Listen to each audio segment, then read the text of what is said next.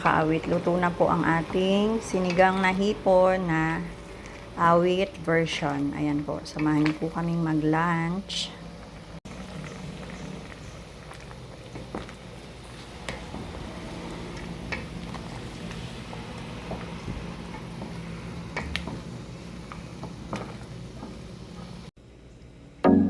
Ayan, magandang araw po mga kaawit. Magluluto po tayo ngayon ng sinigang na hipon.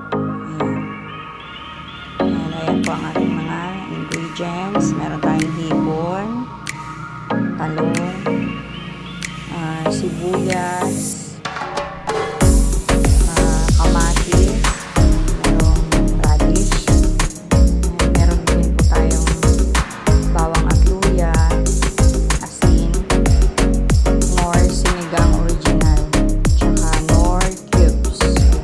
Samahan niyo ako mga kahit pagluluto na sinigang na hipon na awit version.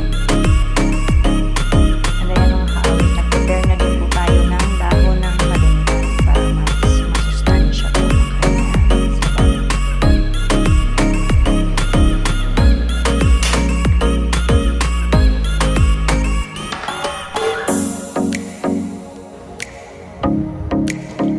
Ayan mga kaawit, habang nagpapakulo po tayo ng tubig, lalagay na rin po natin ating asin, and then ang ating cubes, ayan ang ating kamatis, sibuyas, radish, at luya, at konting bawang. Ayan, tanggalan po yan ng lansa.